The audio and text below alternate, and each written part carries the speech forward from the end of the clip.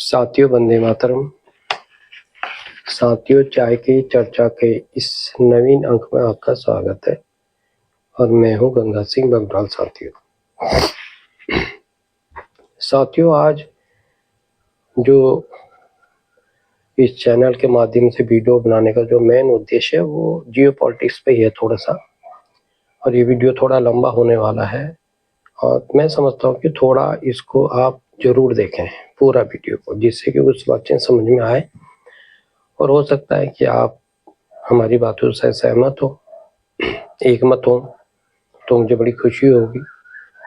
और तो इसके परिप्रेक्ष्य में मुझे ये कहना है कि वर्तमान समय की जो राजनीति है वो किस धरातल पे जा रही है और क्यों जा रही है, उसके कुछ कारण हैं साथियों। सबसे पहली बात तो ये कि जो वर्तमान समय के अंदर जो प्रतिपक्ष के नेता हैं या विपक्ष के लीडर हैं, उनकी स्थिति मनोस्थिति के बारे में लगभग मैं समझता हूँ देश की 50% जनता तो समझती ही है और अच्छी तरह जानती है, और जो लोग नहीं समझ पाते उनको समझना भी चाहिए। क्यों अगर इस प्रकार की पॉलिटिक्स जिंदा रही तो आने वाले समय के अंदर देश के लिए बड़ी मुसीबत का सामना देश को करना पड़ेगा। क्योंकि इस प्रकार के एलिमेंट अगर आते हैं और देश की ऊंची शिखर पर बैठते हैं तो क्या होगा, ये आपकी कल्पना से भी, हमारी कल्पना से भी परे है साथियों। नंबर एक बात, आपने देखा होगा कि सरकार की जो भाई सरकार तो ये है कि पार्टियां हैं, कोई भी पार्टी आना और जाना, जब संसारी अस्थाई नहीं है, सृष्टि के अंदर कोई चीज अस्थाई है नहीं, तो सरकार पार्टी थोड़ी अस्थाई रहेगी। आपने देखा होगा किसी जमाने पे कांग्रेस का राज रहा, 70 साल तक राज किया, तो उस समय के कारण उस समय की परिस्थितियां भिन्न थी, लेकिन मौजूदा समय के कारण और परिस्थितियां बिल्कुल भिन्न है साथियों। ये तय करना पड़ेगा और मैं समझता हूँ कि तय करना चाहिए। कारण है उसका साथियों, मैंने देखा कि हमारे देश के अंदर ये स्थिति है कि अगर कोई भी बच्चा, नौजवान अगर राजनीति के बारे में थोड़ी समझ रखता है तो घर के गार्जियन ही उसको कहते हैं, भाई तुझे पार्टी पॉलिटिक्स से क्या लेने देना यार, तू पढ़ाई कर, बस छुट्टी, तू पढ़ाई कर, तेरा कैरियर वहां है, तू कहाँ राजनीति चक्कर में। तो मैं उन साथियों से कहना चाहता हूँ, बड़े विनम्रता से कहना चाहता हूँ कि भैया देखो, देश की राजनीति, जो देश की राजनीति है वही देश का भविष्य तय करती है, चाहे वर्तमान चाहे फ्यूचर में आने वाला समय। और उसमें हम अपने नौजवानों को मना कर रहे हैं तो परिपक्वता तो होगी ही नहीं, समझ तो पूरी आएगी ही नहीं, तो राजनीति कहाँ से सफल होगी आप सोचिए। सिर्फ उनका ध्यान पढ़ाई और इसके अलावा कुछ नहीं, तो ये कोई स्वस्थ परंपरा नहीं है लोकतंत्र के लिए। हमको समझना भी है और समझाना भी है, उसके अनुसार तय करना है।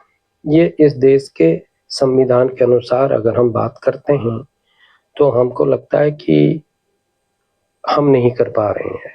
ये नौजवान जो हमारे साथी हैं वो इस चीज को समझने को तैयार नहीं हो रहे, क्योंकि उनको तो मनोरंजन करना है या इस प्रकार के वीडियो में देखना है जिसमें टाइम पास होता है।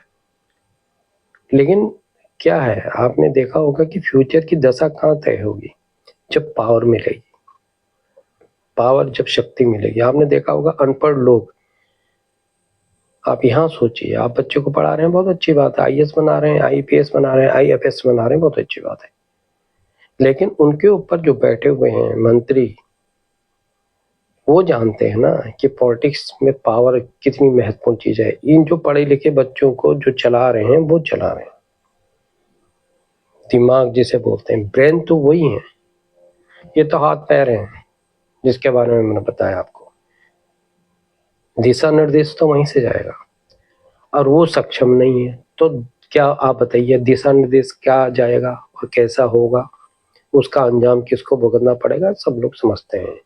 तो इतिहास से समझने की जरूरत है साथियों। इतिहास अपना आप ही नहीं हो कहता। इतिहास को समझोगे तो समझ में आएगा कि हमारे पुराने समय में आपने देखा होगा, हम भी जब छोटे थे तो इतिहास हम पढ़ते थे, भूगोल भी पढ़ते थे। चलो भूगोल तो ये है कि इस पृथ्वी, लेकिन इतिहास के बारे में जो हमने पढ़ा, जो आपने पढ़ा साथियों, वो क्या है? क्या वो सही घटना है? हमारे जितने भी, जब से देश गुलाम बना है, हमारे जितने भी योद्धा थे, महापुरुष थे, उनका नाम कहीं सुना है आपने? जिन्होंने पूरा जीवन संघर्ष में लगा दिया, पूरी जवानी अपनी खपा के रख दी, उनका स्थान कहाँ है? आपने कभी सोचा है? गिने चुने नाम तो आपको याद हैं, चलो ठीक है, वो समय के अनुसार भगत सिंह, सरदार भगत सिंह के बारे में आपको थोड़ा पता होगा, वो भी थोड़ा बहुत, चंद्रशेखर आजाद, लेकिन और जितने योद्धा थे, क्या इतने योद्धा थोड़ी थे जिन्होंने समय समय पर और स्थान स्थान पर अपनी जवानी खपाई इस देश के स्वतंत्र के लिए आंदोलन करने में? तो उनका नाम कहाँ है आज? बहुत इन्हें चुने गिने चुने लोग समझते हैं, जानते हैं। तो कारण क्या है उसका? पॉलिटिक्स, राजनीति है साथियों। क्यों?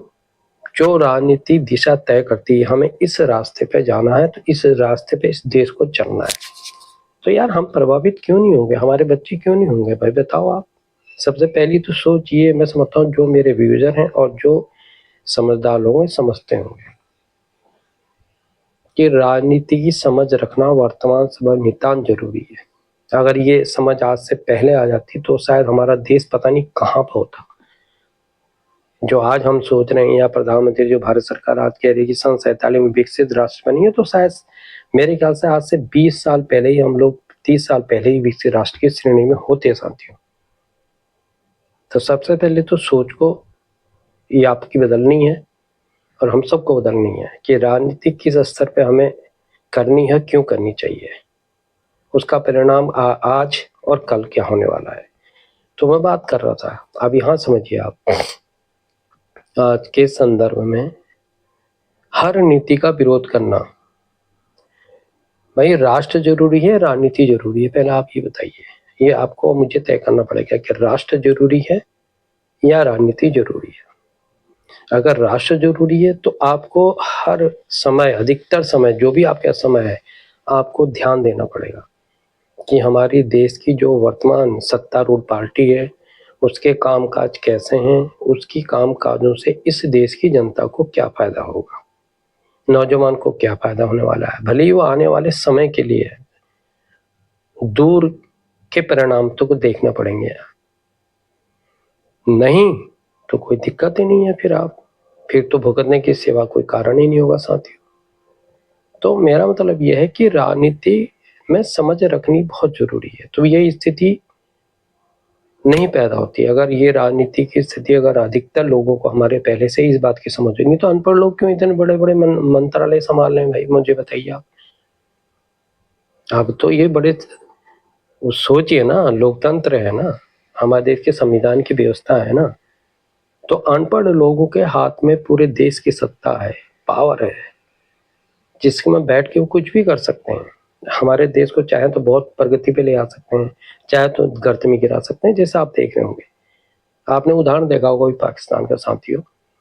अगर वास्तव में वहाँ की सत्तारूढ़ जो पार्टी है वो वास्तव में लोकतंत्र पे की परिभाषित उसको करते हैं, तो क्या आपको लगता है वो लोकतंत्र है पाकिस्तान में? अगर ऐसी स्थिति होती, यही समझिए आप, तो अमेरिका के जो राष्ट्रपति हैं डोनाल्ड ट्रंप, वो आसिम मुनीर को क्यों इनवाइट करते भाई, मुझे बताइए। आपको भोजन में, लंच में स्पेशली इनवाइट करने भाई, वहाँ के भाई वो तो एक सेना का सेनापति है, उसके अधिकार सीमित हैं, उसकी जो लाइन है क्लियर है कि हाँ, लेकिन जो वहाँ का लोकतंत्र के चुना गया जो सर्वोच्च शिखर पर बैठा हुआ पावरफुल आदमी, वो तो ना तुम्हारे प्रधानमंत्री हैं, तो उनको क्यों नहीं इनवाइट किया गया? तो आप यही समझिए, क्योंकि उस देश के लोगों की समझ कहाँ तक आप समझ गए होंगे, सोच कहाँ तक है। और तानाशाह है तो राजतंत्र है, तानाशाह का मतलब ही राजतंत्र की दूसरी परिभाषा है, अगर आप इसको देखें तो। राजशाही जिसे बोल सकते हैं आप, तो राजशाही है। जब तक वो सत्ता में बैठा हुआ, वो तो पता है कि हथियार उसके पास में, ताकत उसके पास, फौज उसके नियंत्रण में, तो कुछ भी कर सकता है। तो देश की जनता जाए चाहे भाड़ में। तो इस देश में लगभग ऐसा नहीं है ना। तो यही आप समझेंगे राजनीति कितनी महत्वपूर्ण चीज है। मैंने जो बात पिछली बार बताई, अगर राजनीति समझ हमारे लोगों को होती तो यह देश बहुत पहले विकसित राष्ट्र की श्रेणी में आ जाता। कई ऐसे फैसले हैं जिनका अगर हम चर्चा करें तो बहुत लंबा वीडियो बनेगा। किसी पॉइंट पे चर्चा करें तो आज हम देख रहे हैं ना, क्योंकि हम समझ रहे हैं, निगाह रख रहे हैं, तो हमें पता चल रहा है यार ये फैसला पूर्व सरकार का गलत था, इसका परिणाम आज ये हुआ। ये फैसला गलत है, इसका परिणाम आज हमें भुगतना पड़ रहा है। तो मैं चाहता हूं कि राजनीति में समझ रखनी चाहिए, क्योंकि असली अधिकार तो हम लोगों के, जनता के पास है ना। लोकतंत्र में जनता चुनती है ना, तो उसका इस्तेमाल तभी सही होगा जब हमारी सोच सही होगी साथियों, हमारा विचार सही होगा और हम को समझने की क्षमता हमारे अंदर होगी कि सही गलत, और हम इसका परिणाम दूर तक लगा सकते हैं। तो जैसे कि आपको मैंने बताया, अभी जो है हिमाचल का उदाहरण आपने देखा कि साहब किस प्रकार से वहां पर जो है स्थितियां पैदा हो रही हैं। एक ठेला रेड़ी चलाने वाले के दिमाग में क्या भरा पड़ा है, आप सोचिए। इस देश का एक नागरिक और रेडी पटरी चलाता है, अपने जीवन यापन करता है, लोग जैसा बता रहे हैं सोशल मीडिया पे और न्यूज में हम सुन रहे हैं, तो उसके अंदर ये सोच कहां से पैदा होगी कि पाकिस्तान जिंदाबाद। भाई पाकिस्तान से तेरा क्या लेने देना, तेरे तुझे यहाँ जीना है, यहीं मरना है, तेरे बच्चों को भी यहीं जीना है, यहीं मरना है, यहीं पे, चाहे तू रेडी चलाए, चाहे तू ठेला चलाए, चाहे तू बहुत बड़ा होटल चला, तुझे रहना तो इसी जगह है ना। तो तेरी सोच में ये विकृति पैदा कहां से हुई है, तो उन कारणों को ढूंढना जरूरी है। सहानुभूति बात करते हैं लोग, सहानुभूति की अलग बात है, ये सहानुभूति की बात नहीं है भाई, ये सहानुभूति का कोई प्रश्न ही नहीं है, ये तो एक सोच का है। वो सोच जन्म कहां से ले रही है उसको समझना बहुत जरूरी है। और ये स्थितियां खाली एक उदाहरण मैंने दिया है, बाकी तो बहुत उदाहरण है। आपका किसी भी स्टेट में लीजिए, आप किसी जगह में लीजिए, आप जो गलत बंदा है, मेरा एक सोच शुरू से रही है साथियों, किसी भी प्रकार के किसी भी क्षेत्र में अगर आपको अच्छा प्रदर्शन करना तो अच्छा व्यक्ति को चुनना जरूरी है। ये मैंने पहले ही बताया आपको, लेकिन ऐसा हो नहीं रहा है। मैं भी देख रहा हूँ कि बीच में कहीं अभी ये जो पंचायती चुनाव है, इसमें आप देख लीजिएगा। तो ये स्थितियां तब तक नहीं बदलेंगी जब तक हम अपनी सोच और नौजवानों को सही शिक्षा नहीं देंगे, उनको सही समझ नहीं आएगी राजनीति के साथियों। तो राजनीति की सोच बहुत जरूरी है। अभी एक फैसला आया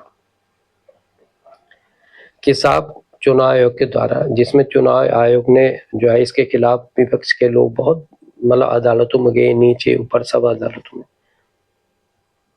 तो भाई एक बात बताओ ना मेरे को, आप पहले तो ये बताओ कि अगर कोई बात, कोई फैसला मान के चलो कि जनता के हित में नहीं है, जिससे इस देश के मूल निवासी जो जहाँ है, इस देश के निवासियों के हित में नहीं है, तो वो तो स्वतः ही नहीं है, तो हर आदमी समझ सकता है ना।